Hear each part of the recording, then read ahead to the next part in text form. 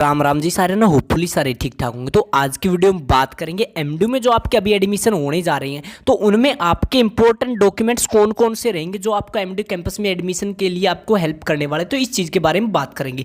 ये डॉक्यूमेंट आपके चाहे 12th के बाद एडमिशन ले रहे हो उनके लिए भी, जो आपका ग्रेजुएशन के बाद एडमिशन ले रहे हैं उनके लिए भी। तो सबसे पहले आपको बताएंगे कौन सा डॉक्यूमेंट है आपका किस टाइप से काम आता है और आपको ये डॉक्यूमेंट कहाँ से और कैसे बन सकते हैं। ठीक है, तो जिसके पास भी जो डॉक्यूमेंट है वो कलेक्ट कर ले, जो जिसका नहीं बना है वो अपना बनवा सकते हो तब तक। ठीक है, तो सबसे पहला जो आपका डॉक्यूमेंट रहता है वो है आपका पासपोर्ट साइज फोटो। ये फोटो आपके रिसेंट के होने चाहिए, ज़्यादा पुराने नहीं होने चाहिए। ठीक है, तो आपको क्या करना है कि आपके किसी भी नियर बाई फोटोशॉप से अपने फोटो है वो क्लिक करवा लेने हैं और नए फोटो आपको निकलवा लेने हैं ताकि एडमिशन के टाइम पे आपको दिक्कत ना आए। उसके बाद जो सेकंड आपका वो है आपका कैंडिडेट सिग्नेचर, यानी कि ये क्या चीज़ है तो मैं आपको बता देता हूँ। आपको एक सिग्नेचर करने होते हैं, वो आपके एप्लीकेशन फॉर्म पे भी काम आते हैं, हर जगह वही सिग्नेचर काम आते हैं। तो आप अपने एक सिग्नेचर फिक्स कर लेना कि आपको इस टाइप से आपका सिग्नेचर करना। ज़्यादा फंकी ज़्यादा स्टाइलिश करने की जरूरत नहीं है। ऐसा करो कि आपको भी कल को बिना देखे भी कहीं पे सिग्नेचर करना पड़ जाए तो आपको नॉर्मल सा है वो हो जाए। ठीक है, इसमें आप किस चीज़ की हेल्प ले सकते हो, जैसे आपका नॉर्मल सा नाम है वो आप कर सकते हो। जैसे किसी का नाम अमन है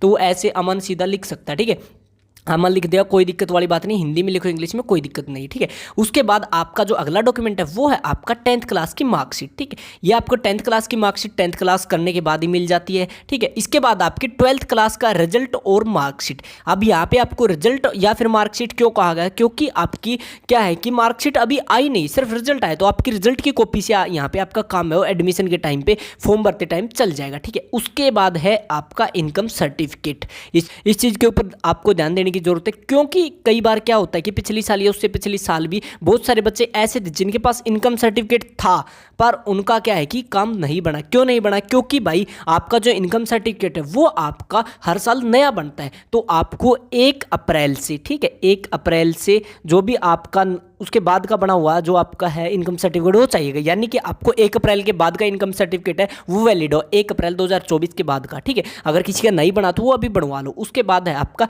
पीपीपी, यानी कि परिवार पहचान पत्र या फिर आपकी फैमिली आईडी। अगर आपके पास परिवार पहचान पत्र है तो उससे काम चल जाएगा, राशन कार्ड कह सकते हो, या फिर आपकी फैमिली आईडी। हरियाणा वालों के लिए फैमिली आईडी कंपलसरी, तो आपको फैमिली आईडी बनवा लेनी। ठीक है, जो अदर स्टेट के वो अपना राशन कार्ड से काम चला सकते हैं। ओके, इसके साथ है आपका करेक्टर सर्टिफिकेट। करेक्टर सर्टिफिकेट कहाँ से मिलेगा, क्या चीज़ होती है? करेक्टर सर्टिफिकेट आपको आपके स्कूल से मिलता है 12th करने के बाद। लेकिन कई बार क्या होता है कि बहुत सारे स्टूडेंट का गैप हो जाता है, यानी कि पिछले साल उन्होंने क्या है 12th की थी और उनका रीअपीयर रह गया था, किसी रीजन से उनको एडमिशन नहीं मिल पाया तो उनका गैप हो जाता है। ठीक है, तो वो पुराना सर्टिफिकेट काम नहीं आता, तो आपको नया सर्टिफिकेट बनवा लेना।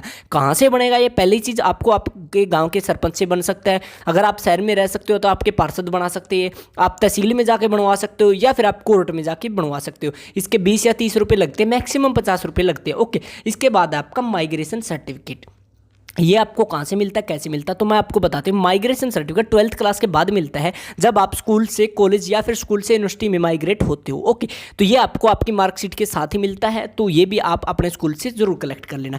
इसके बाद अगले डॉक्यूमेंट की बात करें तो वो है आपका कास्ट सर्टिफिकेट या फिर आपका कैटेगरी सर्टिफिकेट। जर्नल कैटेगरी को छोड़ के सभी को अपना कास्ट और कैटेगरी सर्टिफिकेट जरूर चाहिए। ठीक है, इसके बिना आपको वेटेज नहीं मिलेगी, नहीं तो आप जर्नल के अंदर कंसीडर कर दिए जाओगे और फिर क्या है कि आपकी मार्क्स कम होने की वजह से या फिर किसी भी रीजन से आपका एडमिशन होने में दिक्कत आ सकती है। ओके, इसके बाद है आपका हरियाणा डोमिसाइल या फिर आप कह सकते हो इसको रेजिडेंट सर्टिफिकेट। ये क्या चीज़ होती है? जो आपका हरियाणा में स्टूडेंट रहते हैं उनका एक हरियाणा रेजिडेंट सर्टिफिकेट बनता है जिसको आप डोमिसाइल भी कहते हैं। ये आपको बनवा लेना, अगर नहीं बना तो बनवा लेना, अगर है तो अपना भाई एक बार उसकी फोटोकॉपी ओरिजिनल अपने पास रख लेना। उसके बाद है आपकी बैंक अकाउंट कॉपी। ये बैंक अकाउंट कॉपी के क्यों चाहिए होती है तो मैं आपको बता दूं, बहुत सारे स्टूडेंट ऐसे होते हैं क्या है कि उनको स्कॉलरशिप वगैरह मिलती है। ठीक है, तो उनको आपकी बैंक अकाउंट की कॉपी इसलिए मांगी जाती है ताकि जो भी पैसे आए वो आपके डायरेक्ट बैंक अकाउंट में मिल जाए। ओके, तो इसके बाद आगे की बात करें तो ये है आपका गैप ईयर सर्टिफिकेट, जिसके बारे में मैंने अभी बात की थी। गैप ईयर सर्टिफिकेट यानी किसी भी स्टूडेंट का 1 साल का, 2 साल का, 3, 4 या कितने भी साल का अगर आपका गैप है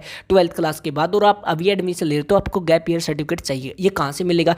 तो ये आपको या तो कोर्ट से बनेगा या फिर आप तहसील से जाके बनवा सकते हो। ओके, इसका जो खर्चा है वो आपका 50 से 100 रुपये आता है, वो बाई एंड बना के आपको दे देते हैं। ठीक है, इसके बाद है आपका बीपीएल सर्टिफिकेट। जो भी स्टूडेंट बीपीएल कैटेगरी से बिलोंग करते हैं तो उनको बीपीएल सर्टिफिकेट की जरूरत होती है, क्योंकि क्या होता है कि आपको बीपीएल कैटेगरी से अगर आप आते हो तो आपको एडमिशन में और फीस में रिलैक्सेशन मिलती है। यानी कि अगर किसी बच्चे की ज़्यादा फीस लगती है नॉर्मल है जो, लेकिन बीपीएल वालों की कम लगती है, इसलिए बीपीएल सर्टिफिकेट जिसके पास भी है वो अपना भाई तैयार करवा लेना। ओके, इसके साथ है आपका मेन आपका जो डॉक्यूमेंट है वो है आधार कार्ड।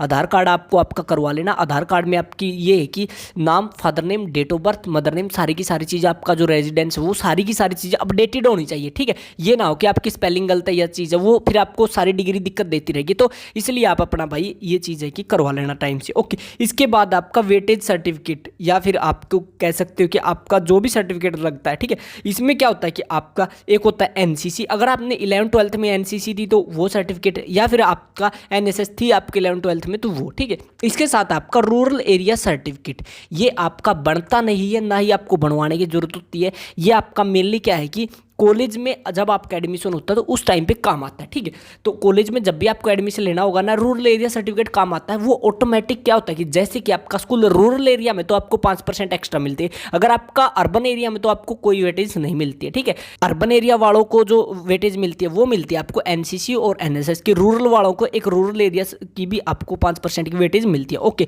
इसके साथ साथ आपको मैं बता देता हूँ कि आपका जो है मोबाइल नंबर और आपको एक ईमेल आईडी भी आपको क्या है कि तैयार कर लेनी है। ठीक है, ये आपको कैसे काम आने वाली तो इसके बारे में मैं बता देता हूँ कि जब आपका फॉर्म भरा जाएगा, मैंने पहले भी एक वीडियो बनाई थी उसमें बताया था कि जब आपका फॉर्म भरा जाएगा तो उस पर ओटीपी आएगा, उससे वेरीफाई होगा, मेल पे आपका ओटीपी आएगा, उससे वेरीफाई होगा सबसे पहले। ठीक है, बाकी इन फ्यूचर जो भी आपके रिजल्ट, जो भी आपके डॉक्यूमेंट पेंडिंग, जो भी आप करोगे, ठीक है, स्टूडेंट पोर्टल पर सारी चीज़ें उसी फोन और उसी मेल आई से होंगी। ठीक है, तो अपना भाई एक ऐसा नंबर और ऐसी मेल जो आप इन फ्यूचर रखना चाहते हो, आपका मम्मी पापा का भी हो सकता है, आपका पर्सनल नंबर भी हो सकता है, वो आप यहाँ पे ऐड करवा सकते हो फॉर्म भरते टाइम पे। ठीक है, उसके साथ साथ जो बच्चे अभी है ग्रेजुएशन कर चुके हैं, ठीक है, तो उनको क्या है कि जो बच्चे ये उनके लिए जो ग्रेजुएशन करके पोस्ट ग्रेजुएशन में एडमिशन लेना चाहते हैं, आपको क्या है कि ऑल सेमेस्टर की मार्कशीट चाहिए ग्रेजुएशन की। ठीक है, इसमें क्या होगा कि आपके पहला, दूसरा, तीसरा, चौथा, पांचवा, छठा, 6 सेमेस्टर की मार्कशीट चाहिए। अभी बहुत सारे स्टूडेंट के पास 5 सेमेस्टर की मार्कशीट होगी, छठे की तो रिजल्ट नहीं आया तो उसकी कैसे होगी,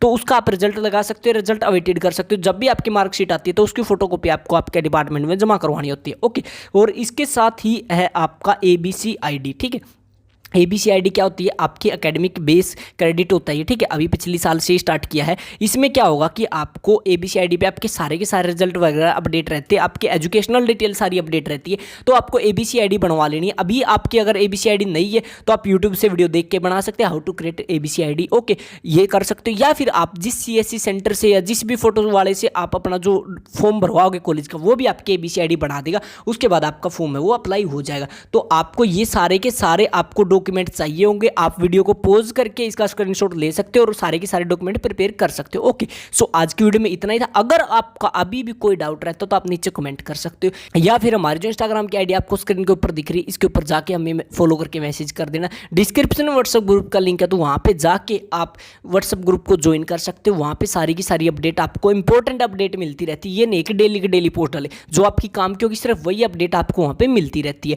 सो आज की वीडियो में इतना ही है। अगर आपके नोन में कोई भी स्टूडेंट जो 12th करके एमडी या फिर आपका कहीं पे भी एडमिशन लेना चाहते हो, उस तक ये वीडियो शेयर जरूर कर देना, ताकि उसको सारे के सारे डॉक्यूमेंट वगैरह पता चल जाए कि ये डॉक्यूमेंट उसको प्रिपेयर करने हैं, ताकि एडमिशन के टाइम पे उसको कोई दिक्कत ना आए। सो आज की वीडियो में इतना ही था, मिलते हैं जल्दी ही नई वीडियो लेकर, तब तक के लिए राम राम।